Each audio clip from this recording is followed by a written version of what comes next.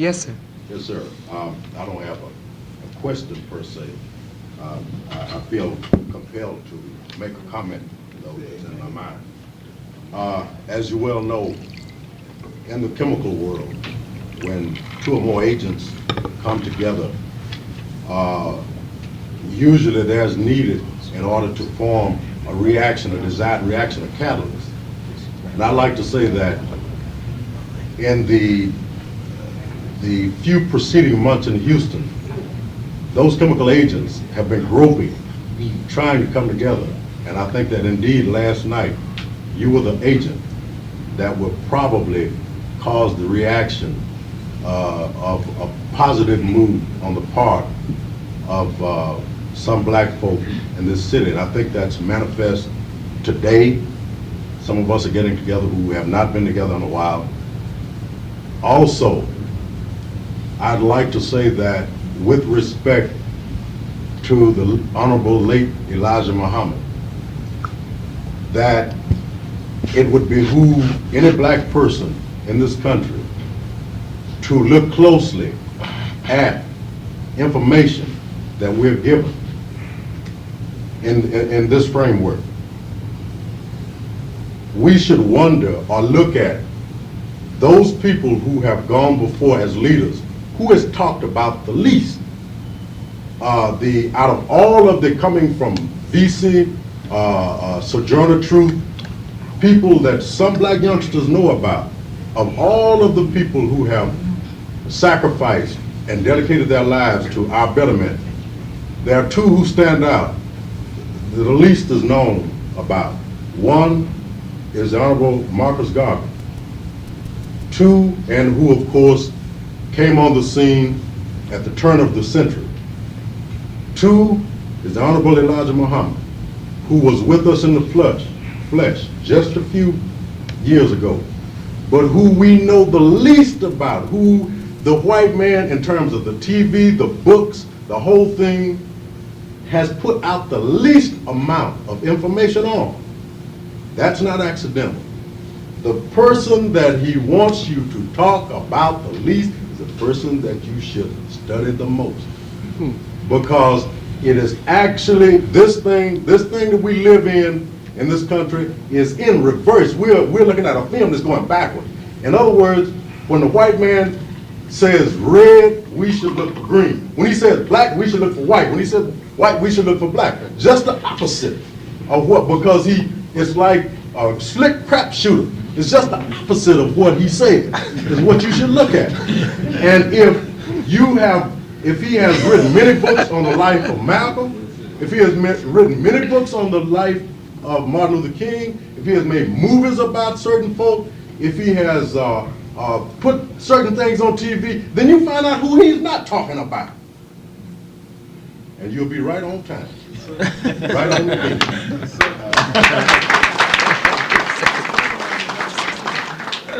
Brother, I just want to say how much on time your statement was and is. Because anytime a Georgia-born man who only went to the 3rd grade of school met another man, he didn't say he met a spirit. He met a man. And that man taught him for 3 years and 4 months and went away. And little Elijah stood up and told us events to come. And we have seen every word he says come right down the pike. That man from Georgia told us what they would find on the moon when they got there, told us of life on other planets, and now their scientists are coming up with witness to what he already taught us. But because of our, going back to your question, dear brother, our hatred for self, we do not believe that God thinks enough of black folk to ever raise somebody up among us as he did other suffering people of the past. So God could set a fountain of living water right down in our midst, and we would walk over it because we have been so well trained to hate ourselves and then to mock one another if we do not have the credentials from Texas Southern or some other fine university. While Elijah Muhammad did not have the credentials in terms of a diploma on the wall, he had credentials in terms of the work that he did. Now this is his work here.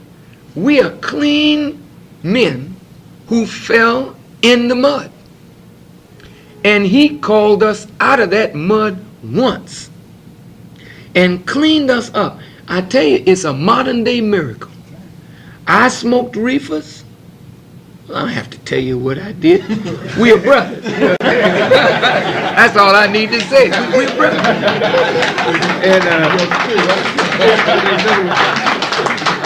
And you know what I did because you know what you did.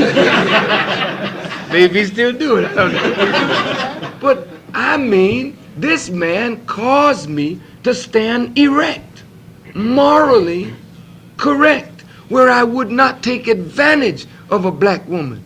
I mean, look, this is a miracle inside America. He didn't do this in Iran or in Saudi Arabia where people, you don't hardly see a woman disrobed. When you see her, you hardly know what you're looking at because she's clothed and covered completely. But here for us to live right in the midst of all this wrong, to turn down the reefer, to stop smoking, to stop drinking, look, to be true and loyal to our families to the best of our abilities. I'm not saying that we didn't slip. No, that would be a lie. But we were trying. And here we were, people from the prisons, from the alleys, not from the colleges and universities. We were the ignorant of the people that were the worst of the people. Some of us were killers, some of us crap shooters, some of us pimps and hustlers of every kind. And Mr. Muhammad took us, cleaned us up, and made us set up schools, hospital, farm, factories, get involved in international trade. The man was absent. Now, genius don't describe his brilliance, but the beauty of the man was that he laid it all out in a blueprint, and then he left. Now, I think, as you said, it behooves us not to be converted, but just to study. You mean this black man was able to do this being opposed by the government, opposed by the church, opposed by his own people, misunderstood by friends and potential friends and enemies, hated, and he accomplished all of this, built us from nothing to own about 70 to 80 million dollars worth of property? Oh man, he needs to be studied, because if he could do this without the benefit of the intellectuals of our people, what could this man have done if some of the brilliant minds that are seated around this table only understood what he was all about? I'm going to close that remark by saying this. He always told me, he said, brother, go after the intellectuals. He said, remember, brother, in the history of Prophet Muhammad, he says it was not until the learned people understood what he was about that they took his program and they put it over overnight. And what he was telling me is, yes, we are sincere, but if we don't have the intellectual capacity and training, we may be sincere, but we can't do the job. But you are not only sincere, but you have the training. All we need is a blueprint of action. And the Honorable Elijah Muhammad laid it out. And if we just take it up and run with it, we could put our people at work, to work.